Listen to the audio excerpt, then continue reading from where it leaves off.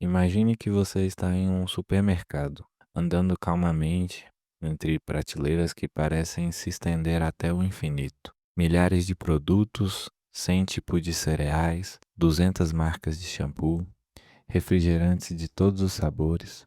Você para, hesita, compara rótulos, ingredientes, embalagens e escolhe.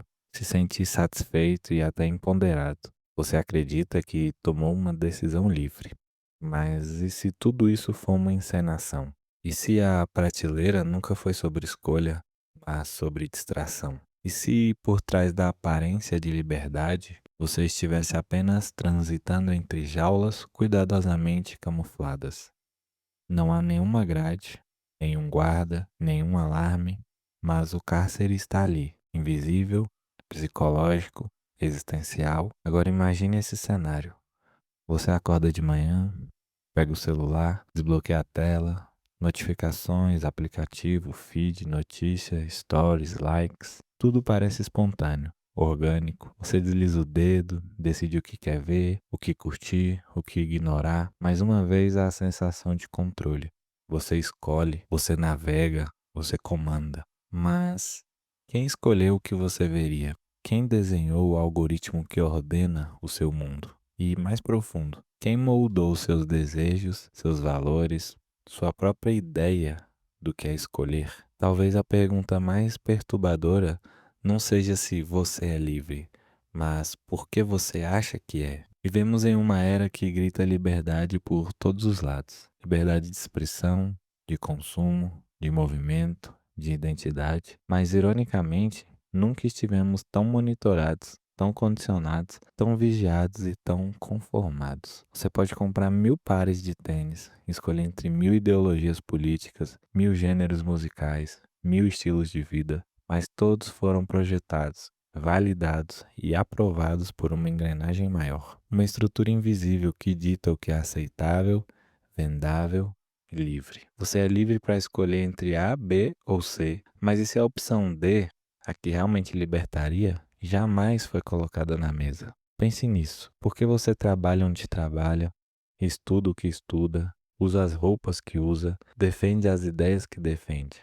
É por convicção real ou por condicionamento social mascarado de livre-arbítrio? A modernidade criou uma ilusão refinada, a de que você está no volante, quando na verdade está dentro de um trem em trilhos fixos. Você pode mudar o assento, escolher a música nos fones de ouvido, até tirar selfies na janela, mas não decide o destino. Nem sabe o que ele foi traçado por mãos que você nunca verá. E há um paradoxo cruel aqui. Quanto mais opções você tem, menos percebem que todas elas foram cuidadosamente curadas. Quanto mais liberdade é proclamada, mais controle é exercido de forma sutil, pelas narrativas, pela linguagem, pelo design, pela cultura. Você vive um sistema que te diz o tempo inteiro: você é livre, você escolhe, você decide, mas em silêncio te ensina a querer apenas o que está dentro do script. E o que está fora dele? Silêncio, vácuo, cancelamento, marginalização, insanidade, porque pensar fora do roteiro não é apenas impopular, é perigoso. Se a prisão do passado era feita de grades e ordens, a do presente é feita de consentimento. Você consente em se distrair, consente em competir, consente em se comparar, consente em trabalhar para comprar coisas que não precisa, para impressionar pessoas que não respeita, dentro de um jogo que nunca entendeu. Mas e se você parasse tudo por um momento? Se ao invés de aceitar o mundo como ele é apresentado, você o olhasse como uma peça de teatro, com atores, roteiros, luzes e bastidores. Se você começasse a notar que por trás de cada liberdade dada, há um controle silencioso, que por trás de cada escolha há uma arquitetura invisível conduzindo sua atenção, suas emoções, sua própria identidade. E se a liberdade, essa palavra tão repetida, tão celebrada, fosse a maior fraude de todas? Talvez você ache que pode escolher sair agora, desligar o celular, mudar de carreira, de cidade, de vida. Mas até isso, o desejo de escapar, talvez já tenha sido previsto pelo sistema, já convertido em produto, já precificado. Afinal, até a rebeldia é monetizada. Você compra camisas com slogan revolucionários, lê livros sobre pensar fora da caixa, assiste a filmes que denunciam o sistema, e tudo isso faz parte do sistema. Então, o que é real? Você escolheu essa vida ou ela foi escolhida por você? Essa pergunta, essa simples pergunta, tem o poder de rasgar a realidade como uma lâmina na cortina de um teatro, mas poucos ousam fazê-la. Menos ainda estão dispostos a ouvir a resposta. Porque se a liberdade é uma ilusão, então quem você pensa que é, talvez também seja. A pergunta não é apenas filosófica, ela é pessoal, profunda, existencial. Você vive ou apenas reage? Você pensa ou apenas ecoa? Você escolhe ou apenas obedece? Se tudo isso for verdade, o que resta de você? A ilusão da liberdade não nasceu por acidente.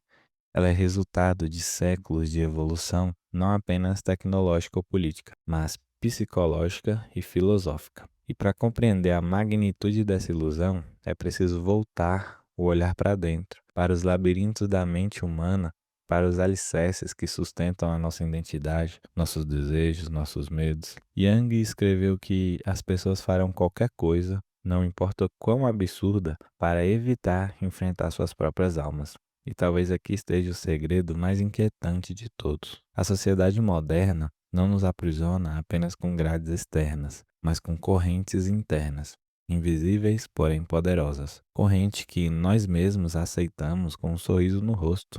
Você já parou para se perguntar por que temos tanto medo da verdadeira liberdade? Porque liberdade real implica responsabilidade radical, implica encarar o vazio, significa olhar para um universo sem respostas prontas, sem garantias, sem rótulos.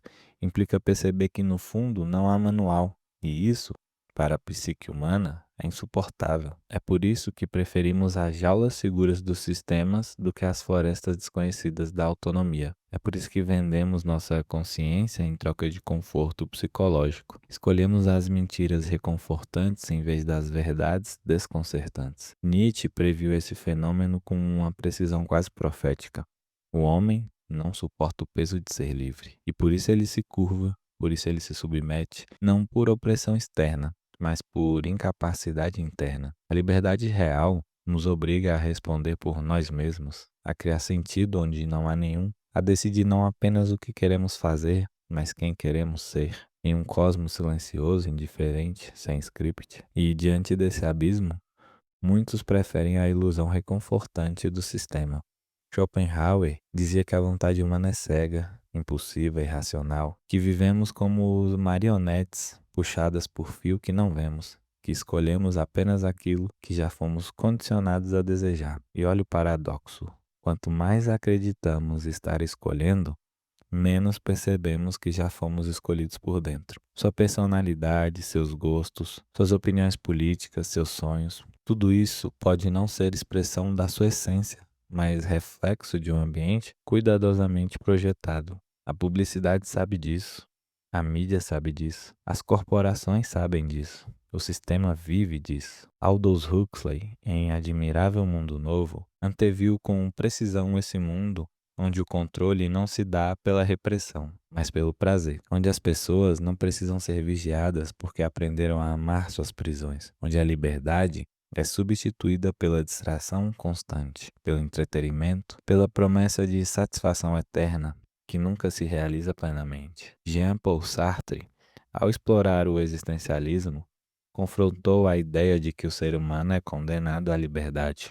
Isso significa que somos arremessados no mundo sem essência predeterminada e obrigados a criar significado, escolher caminhos, carregar o fardo de cada decisão. Mas e se nós fugíssemos desse fardo? E se inventamos mecanismo para nos poupar da angústia de decidir? É aqui que entra o sistema moderno, como um anestésico existencial. Ele nos diz o que é sucesso, o que é felicidade, o que é beleza, o que é amor, o que é certo e errado, o que é real e o que é ridículo. Ele fornece o cardápio e nós escolhemos, acreditando que a escolha é nossa. Mas se o verdadeiro ato de liberdade fosse rasgar o cardápio? Viktor Frankl, que sobreviveu aos campos de concentração nazista, disse que o ser humano pode perder tudo, menos a liberdade de escolher sua atitude diante da vida. Mas essa liberdade interior não é vendida em shoppings, Ela não está em slogans, ela só pode ser descoberta quando toda a distração é removida, quando o ruído do mundo cessa.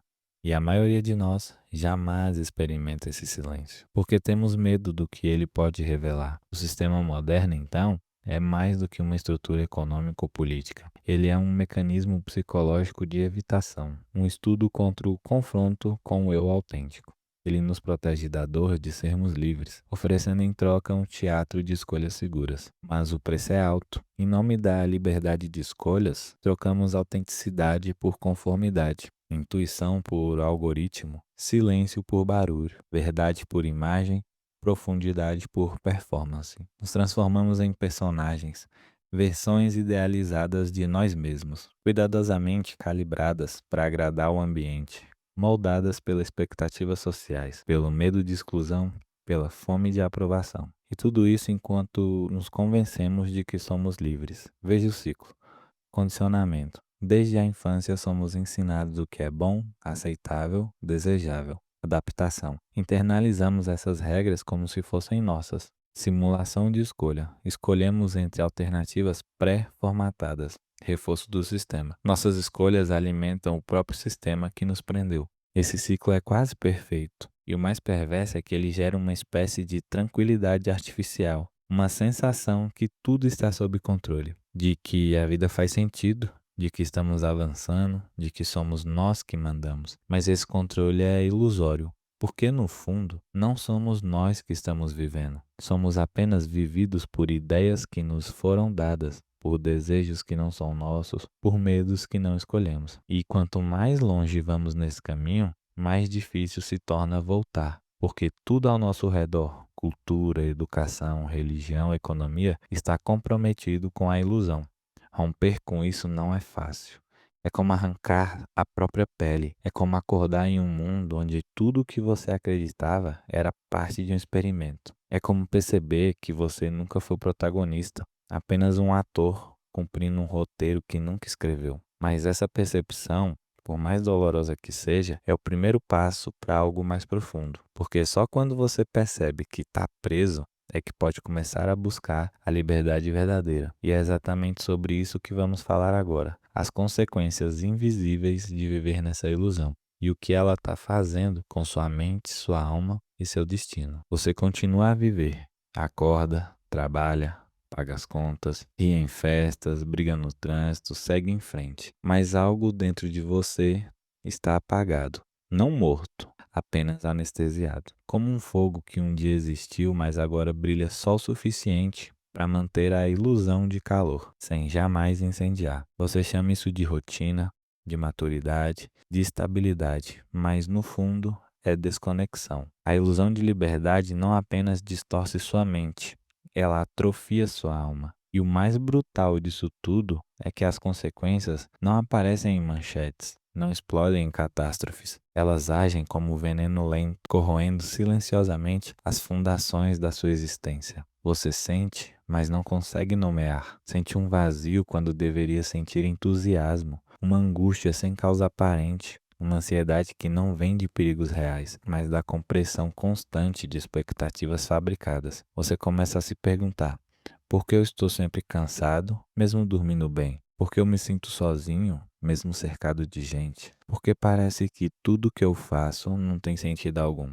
E a resposta, cruelmente simples, é essa: você foi domesticado para viver em um sistema que te recompensa por não ser você. Neurologicamente, seu cérebro foi treinado como o de um animal de laboratório. Reforço positivo e negativo. Dopamina em microdoses, likes, comentários, aprovação, recompensas de curto prazo por conformidade, castigos sutis por questionamento. O algoritmo não precisa te prender, só precisa te recompensar o suficiente para que você não fuja. E assim, você se adapta. Você aprende a sorrir para sobreviver, aprende a parecer feliz e dizer que é socialmente aceito, aprende a parecer feliz, a dizer o que é socialmente aceitável, a sonhar os sonhos que os outros projetam em você. Tudo para não ser excluído, esquecido, rejeitado. O ser humano é adaptável, mas essa adaptabilidade cobra um preço. o preço da autenticidade. O que acontece com um ser humano que passa a vida toda interpretando um papel que nunca escolheu? Ele começa a confundir a máscara com o rosto.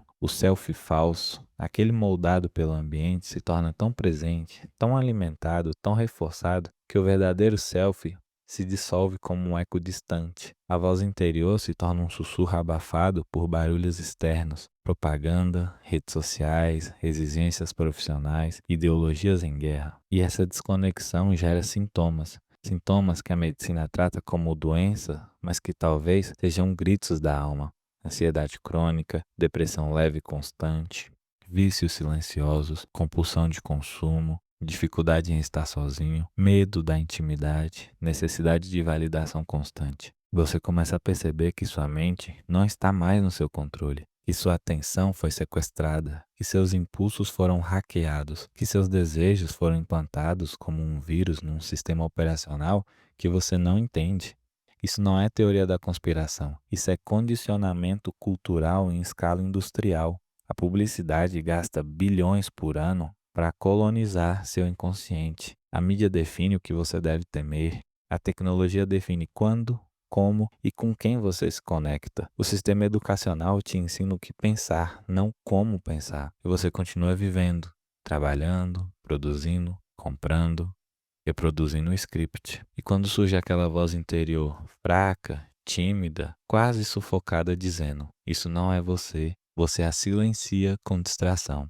Uma série, um rolê, um story, um café caro com espuma de auto-engano. Mas a alma não dorme para sempre. Ela começa a sangrar, começa a se revoltar, começa a te sabotar, não por maldade, mas por desespero. E é por isso que tantos hoje estão em colapso. Pessoas inteligentes, bem-sucedidas, funcionais, mas internamente quebradas, gritando por um sentido que não encontram nas prateleiras da Amazon, nos cursos online, nas metas de carreira ou nas fotos filtradas de viagens exóticas. Não há cura para uma vida que nega a si mesma. E o sistema não quer que você perceba isso. Porque uma pessoa desperta, uma pessoa que ousa perguntar quem sou eu fora das expectativas, é uma ameaça. Ela para de consumir, para de competir, para de obedecer, começa a criar, a pensar, a questionar, a mudar. Ela sai da matrix invisível.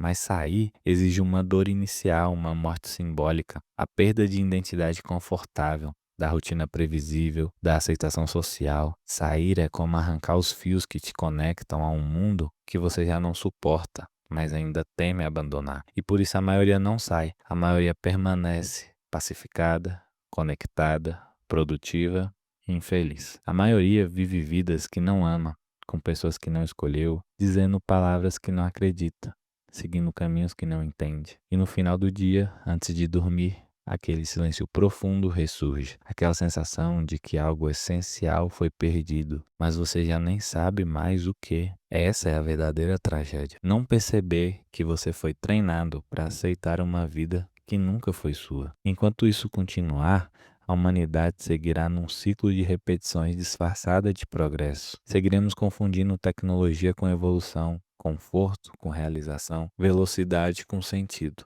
Mas algo precisa mudar, algo precisa quebrar, porque não é só sua liberdade que está em jogo, é a sua alma, seu futuro, sua verdade. E a única forma de sair dessa prisão sem grades é atravessar uma ruptura profunda, um momento de rebelião interna, de coragem existencial, de confronto brutal com tudo que te fizeram acreditar. E é exatamente esse o próximo passo, a rebelião. Como se libertar. Chega em um ponto em que o silêncio dentro de você grita mais alto do que qualquer voz ao redor. É aí que algo se quebra, mas dessa quebra não nasce o caos, nasce a possibilidade. A rebelião verdadeira, aquela que muda tudo, não começa nas ruas com cartazes ou palavras de ordem. Ela começa no instante em que você decide ver. Ver sem filtros, sem medo, sem o verniz que a sociedade aplicou sobre os seus olhos. Ver a realidade não como ela é mostrada, mas como ela é quando todos os teatros colapsam. Você começa a perceber que a liberdade que te venderam é uma coleira de luxo.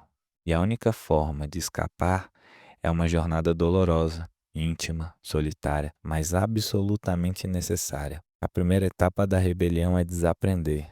Sim, desaprender porque tudo o que você sabe ou que pensa que sabe foi moldado por alguém. Seus valores, seus objetivos, sua noção de certo e errado, de sucesso e fracasso, tudo isso foi instalado como um software. E você viveu como um programa rodando comandos que não escreveu. Desaprender é como arrancar as raízes falsas para dar espaço ao que é real. É rejeitar a voz do mundo para ouvir pela primeira vez a sua. Mas como fazer isso em um mundo que grita o tempo todo? Como se ouvir num sistema construído para te manter distraído. O primeiro passo é o silêncio.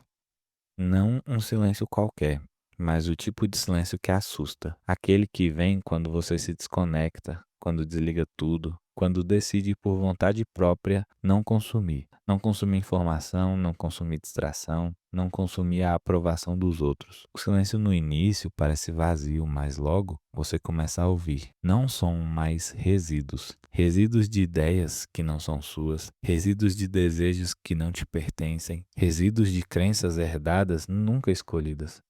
É nesse momento que a revolução começa, quando você percebe que não precisa mais acreditar em tudo o que pensa. Nietzsche dizia: o indivíduo tem sempre que lutar para não ser subjugado pela tribo. Se tentar muitas vezes, estará solitário, mas nenhum preço é alto demais por possuir a si mesmo. Essa é a essência da rebelião. Reivindicar a posse de si mesmo. Você deixa de correr atrás do sucesso porque percebe que ele era definido por outros. Deixa de seguir modismo porque entende que sua identidade não está à venda. Deixa de buscar aprovação porque reconhece que a sua verdade é mais valiosa do que qualquer aplauso. E o mais curioso, quanto mais você se liberta, mais percebe que o sistema nunca teve tanto poder assim, que os muros estavam na sua mente, que a prisão era em grande parte voluntária, mas essa lucidez não vem sem dor, porque ao romper com o velho, você perde muita coisa. Você perde amigos que amavam sua máscara,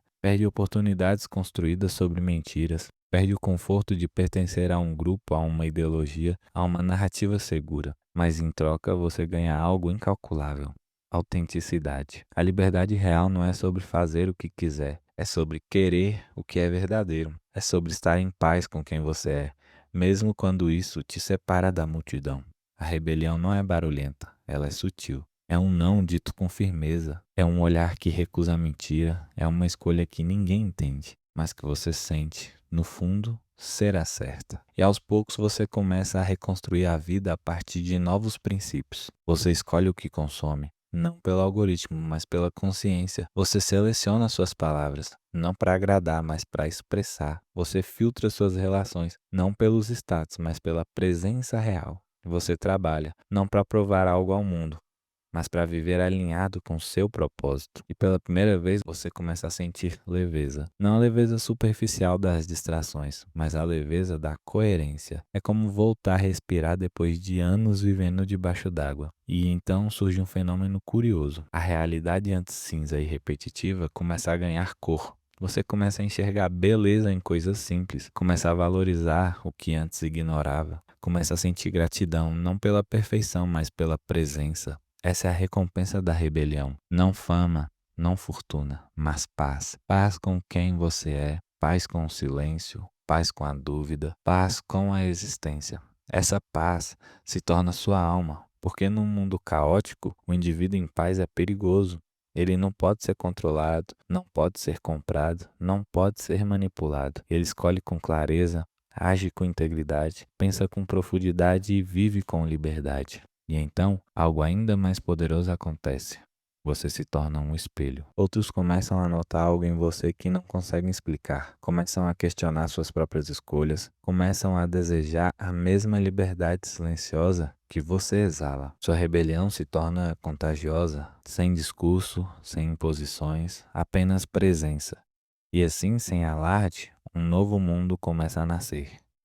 Não através de revoluções externas, mas de transformações internas, de indivíduos despertos, de seres humanos inteiros, de almas que recusam viver pela metade. E quando você chega nesse ponto, algo se revela, a verdade final, o núcleo secreto de tudo, aquilo que está além da ilusão e da rebelião, aquilo que não pode ser ensinado, apenas reconhecido. E é exatamente isso que vem agora. a verdade final, a realização mais poderosa. Essa revelação muda não apenas sua visão do mundo, mas a forma como você existe nele. Você atravessou o labirinto, desfez a mentira, rasgou o véu, mas o que resta quando todas as ilusões foram retiradas? Quando não há mais muros, nem correntes, nem máscaras, o que sobra quando a liberdade finalmente se revela por aquilo que realmente é? Sobra o vazio. Essa é a última armadilha, a mais cruel, a mais bela. Porque o que chamamos de liberdade, essa palavra que ecoa em discursos, bandeiras e revoluções, não é uma conquista externa, é um abismo interno. E diante dele você tem duas opções: ou foge ou salta. Você percebe que não há sistema, governo, religião ou algoritmo que possa realmente te impedir. Não porque eles sejam fracos, mas porque no final você é o único carcereiro. A ilusão sempre teve sua permissão. Você acreditou porque era mais confortável, porque era mais fácil ser parte da engrenagem do que encarar a vertigem do livre-arbítrio. Mas agora, ao olhar para o espaço desocupado de comandos e referências, você se vê diante da verdade mais devastadora e libertadora. A liberdade absoluta não é fazer o que quiser, é saber que agora você deve escolher tudo: o sentido, a direção, a responsabilidade de existir. E ninguém virá te dar as respostas, porque a última verdade não é um manual, uma ideologia ou um guru. Ela é uma presença silenciosa, que só pode ser encontrada quando todo o resto cai. Viktor Frankl, prisioneiro em campos de concentração, escreveu: "Tudo pode ser retirado de um homem, exceto uma coisa, a última das liberdades humanas: escolher sua atitude em qualquer conjunto de circunstância." Esse é o centro de tudo. A liberdade que te prometeram era falsa porque dependia de escolhas pré-determinadas, mas a liberdade verdadeira é mais brutal. Ela te entrega o pincel e diz: agora pinte o significado. E isso é apavorante porque, de repente, você percebe que não há sentido fixo, não há caminho certo, não há roteiro. Você está só com o universo e com a responsabilidade de criar algo que vale a pena viver. A maioria recua nesse ponto. Quer voltar à prisão, quer regras, quer manuais, mas se você tiver coragem de permanecer, algo mágico acontece. Você começa a perceber que o vazio não é ausência, é potência, é espaço fértil, é liberdade radical. E nesse espaço surge uma nova pergunta: se eu posso ser qualquer coisa, quem eu escolho ser? Você percebe que a vida não tem um propósito externo, não há destino pré-determinado. A vida é o propósito e o que você faz com ela é a obra-prima. Então, pela primeira vez, você respira fundo e sente presença. Não a presença ansiosa do ego, mas a presença serena de alguém que não precisa provar nada. Alguém que reconheceu que o maior ato de rebelião é viver com intenção.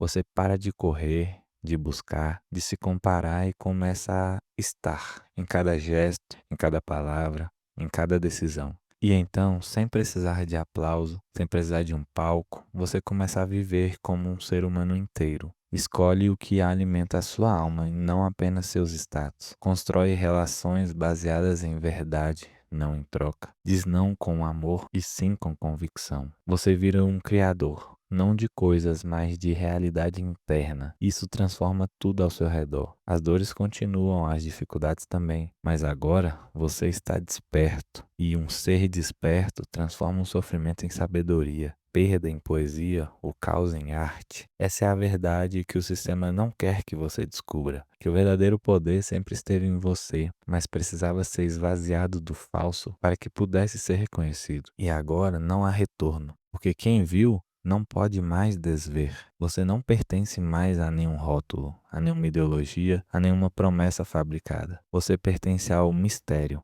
à profundidade, à essência, e isso basta. O mundo continuará tentando te puxar de volta, te vender atalhos, te lembrar do medo, mas agora você sabe. O único caminho verdadeiro é o que você trilha com consciência, com integridade, com presença. A vida é breve, o tempo é sagrado. E a sua existência é única. Não desperdice, não adormeça, não aceite viver pela metade. Seja a ruptura, seja o ponto fora da curva, seja a centelha que reacende a humanidade em um mundo programado para esquecer. Porque no fim, não é sobre vencer o sistema, É sobre não deixar que ele vença você. E isso, essa chama que agora arde silenciosa dentro de você, é tudo o que você sempre procurou. Não fora, mas aqui, agora e em você.